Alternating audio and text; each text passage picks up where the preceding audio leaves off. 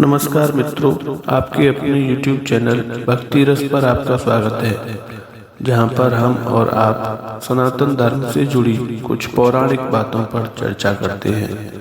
दोस्तों, सनातन धर्म के प्रचार प्रसार हेतु वीडियो को अधिक से अधिक लाइक और शेयर करना आपकी भी धार्मिक जिम्मेदारी बनती है।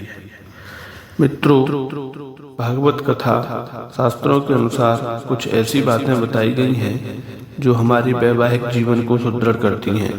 हमारे शास्त्रों में पत्नी को अर्धांगिनी माना जाता है, अर्थात पुरुष का आधा अंग। इसलिए शास्त्रों के अनुसार पत्नी को कभी भी किसी भी परिस्थिति में इन 3 जगहों पर अकेला नहीं छोड़ना चाहिए। सभी को इसके बारे में जानना बहुत जरूरी है, तो आइए जानते हैं।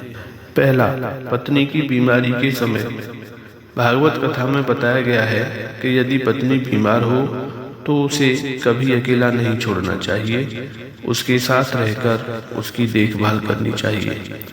जिस प्रकार पत्नी अपने पति की बीमारी में उसकी देखभाल करती है, उसी प्रकार पति को भी अपनी पति की बीमारी के समय उसकी देखभाल करनी चाहिए। जब पत्नी बीमार हो तब उसकी देखरेख करते हुए उसकी सभी जरूरतों को पूरा करना चाहिए। दूसरा, जब दुनिया उस पर दोष लगाए। अगर आपकी पत्नी सही है परंतु फिर भी समाज में उसे दोष लगाए जा रहे हों, उस समय एक पति को अपनी पत्नी का साथ कभी नहीं छोड़ना चाहिए। उसे सही साबित करने के लिए पूरा प्रयास करना चाहिए, चाहे फिर उसके लिए पूरे समाज से ही क्यों न लड़ना पड़े। तीसरा, भागवत कथा में बताया गया है कि चाहे कितनी भी कठिन से कठिन परिस्थिति ही क्यों ना हो, एक पुरुष को अपनी पत्नी किसी अन्य पुरुष के साथ नहीं छोड़नी चाहिए।